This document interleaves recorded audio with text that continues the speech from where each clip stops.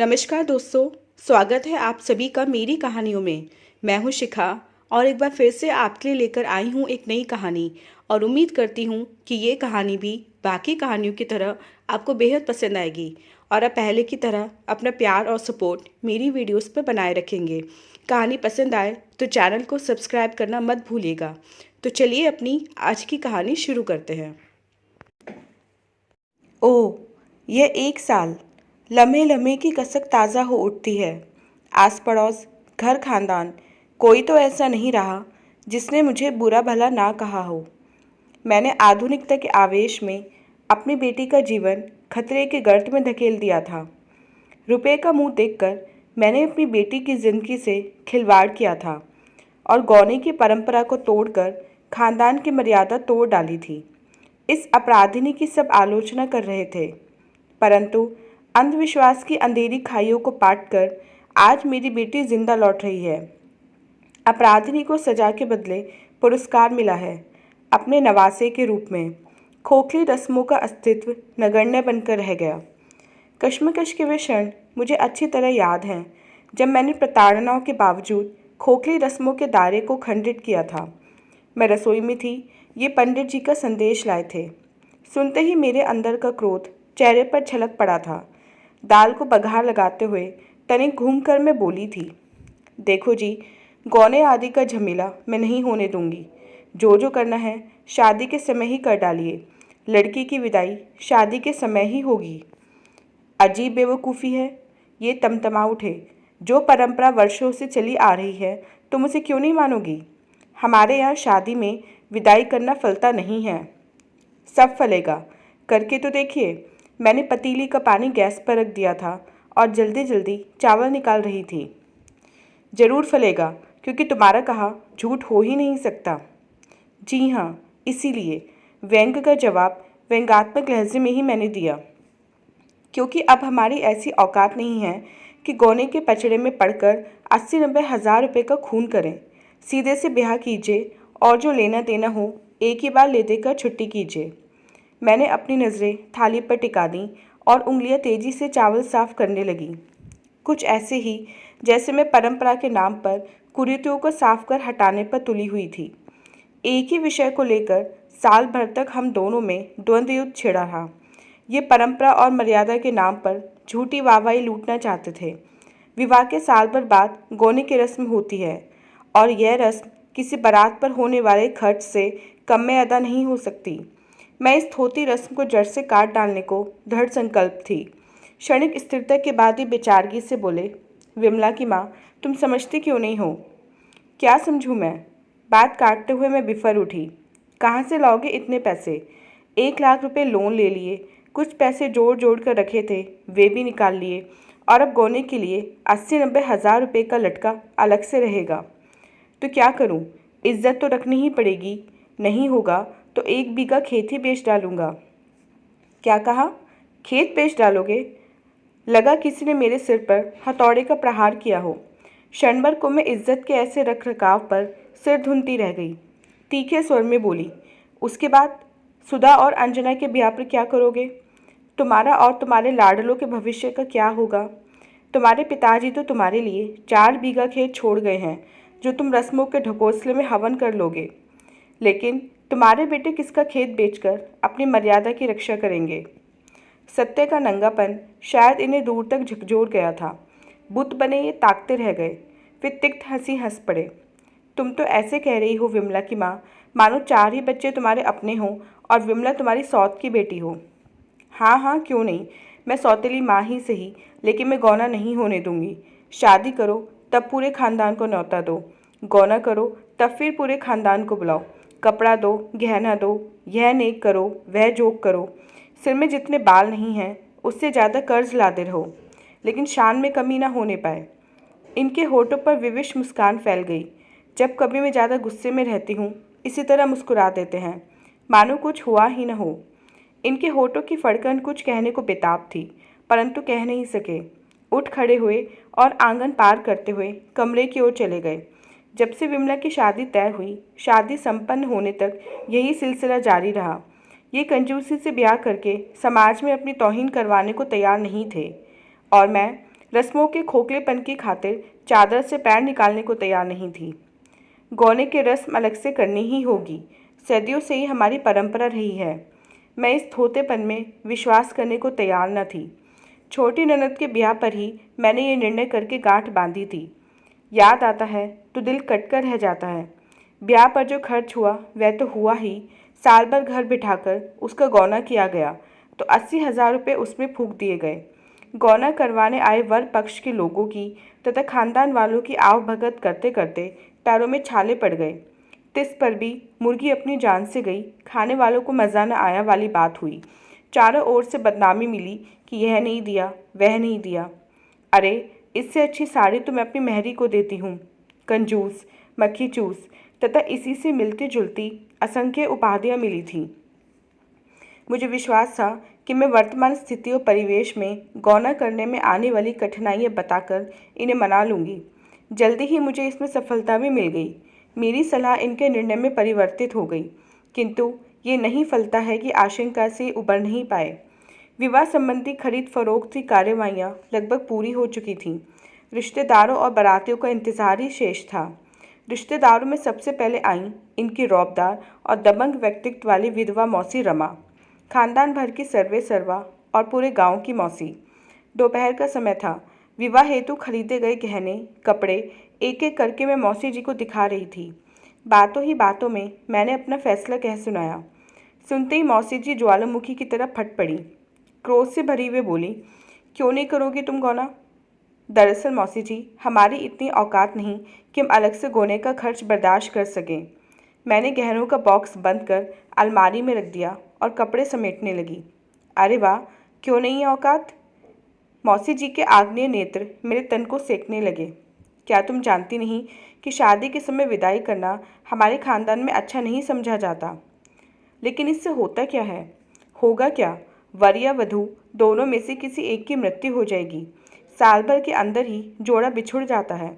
मैं तनिक भी नहीं चौंकी।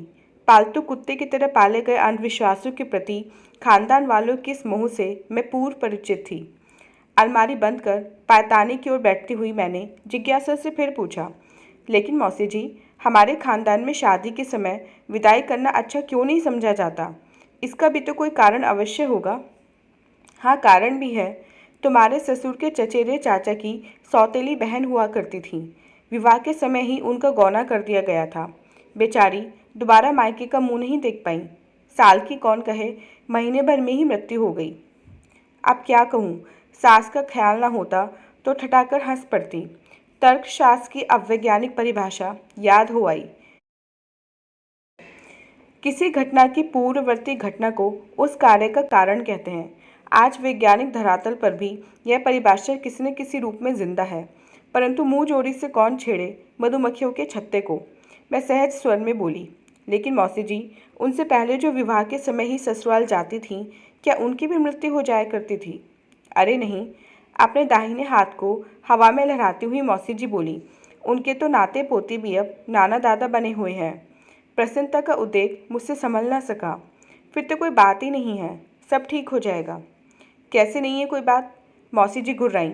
गांव भर में हमारे खानदान का नाम इसलिए लिया जाता है। दूर दूर के लोग जानते हैं कि हमारे यहाँ शादी से भी बढ़ चढ़ कर गौना होता है। देखने वाले दीदे फाड़े रह जाते हैं। तेरी फूफी सास के गोने में परिवार की हर लड़की को 2-2 तोले की सोने की जंजीर दी गई थी और ससुराल वाली लड़कियों को जरी की साड़ी पहनाकर भेजा गया था। तब की बात कुछ और थी मौसी जी, तब हमारी जमींदारी थी। आज तो 2 रोटियों के पीछे खून पसीना एक हो जाता है। महीने भर नौकरी से बैठ जाओ तो खाने के लाले पड़ जाएं, फिर गौने का खर्च हम कहाँ से जुटा पाएंगे? इसे अपना अपमान समझकर मौसी जी तमतमाकर उठ खड़ी हुई। ठीक है, कर अपनी बेटी का ब्याह, ना हो तो किसी ऐरे गहरे का हाथ पकड़ाकर विदा कर दे, सारा खर्च बच जाएगा। आने दे सुधीर को, अब मैं यहाँ एक पल भी नहीं रह सकती।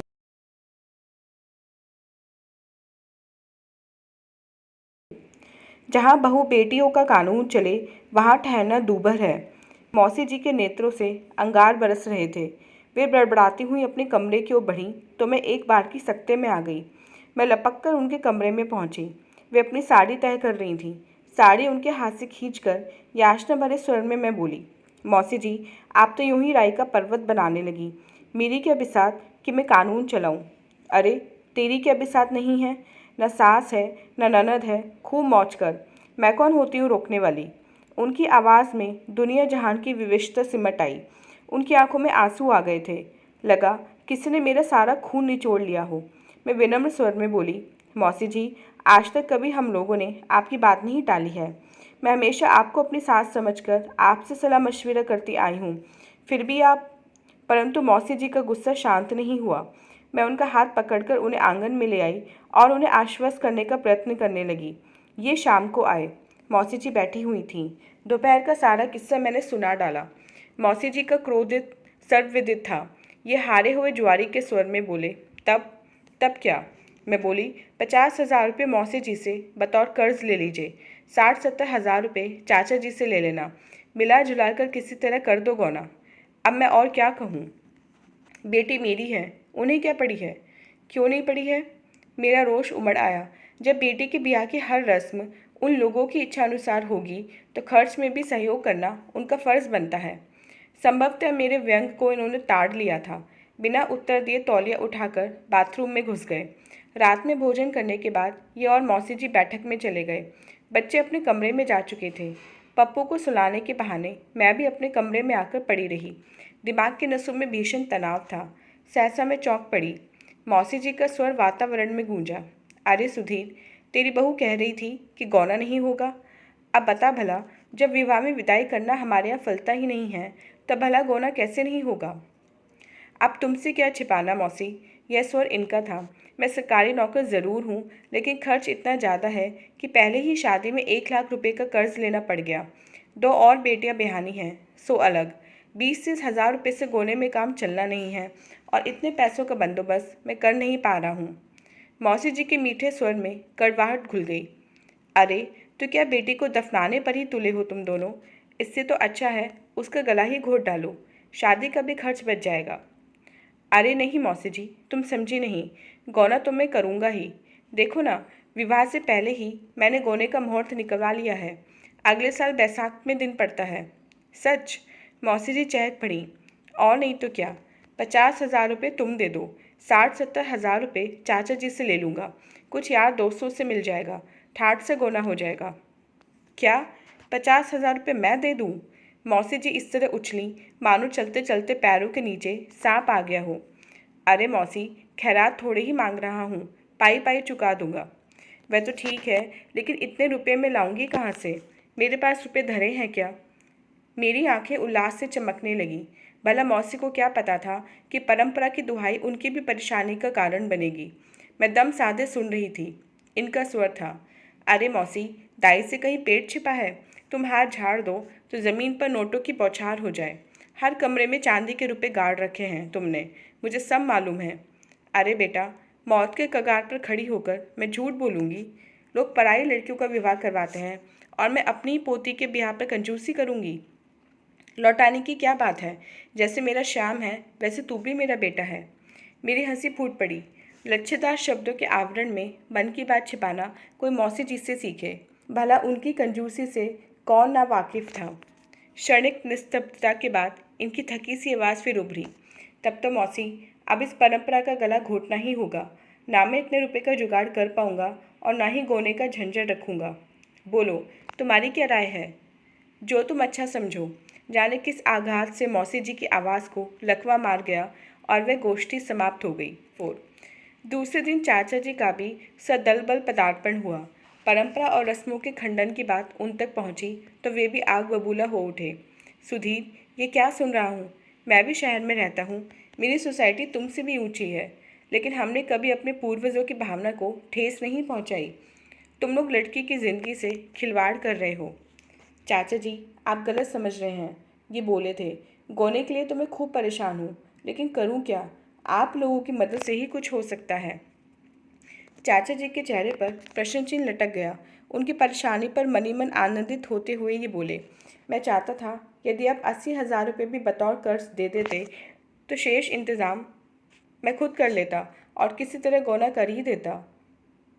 आपके ही भरोसे में बैठा था। मैं जानता हूँ कि आप पूर्वजों की मर्यादा को खंडित नहीं होने देंगे।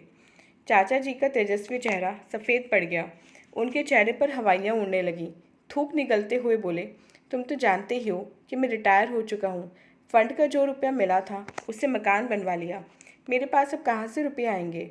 सुनते ही अपना संतुलन खो बैठे। क्रोधावेश में इनकी मुट्ठियाँ भिज गईं, परंतु तत्काल अपने को संभालते हुए सहज स्वर में बोले, चाचा जी, जब आप लोग एक कौड़ी की सहायता नहीं कर सकते, फिर सामाजिक मर्यादा और परंपरा के निर्वाह के लिए हमें परेशान क्यों करते हैं? ये कहाँ का न्याय है कि इन खोखली रस्मों के पीछे घर जलाकर तमाशा दिखाया जाए? मुझ में गौना करने की सामर्थ्य ही नहीं है। इतना कहकर ये चुप हो गए। चाचा जी निरुत्तर खड़े रहे। उनके होठों पर मानो ताला पड़ गया था। थोड़ी देर पहले तक जो विमला के परम शुभचिंतक बने हुए थे, अब अपनी अपनी बगलें झाँक रहे थे। अब कोई व्यक्ति मेरी बेटी के प्रति सहानुभूति प्रकट करने वाला नहीं था। आज विमला भरी गोद लिए सही सलामत अपने मायके लौट रही है। अंधविश्वास और खोखली रस्मों की निरर्थकता पाखंड प्रेमियों को मुंह चिढ़ा रही है। शायद वे भी ऐसा कुछ ही निर्णय लेने वाले हैं।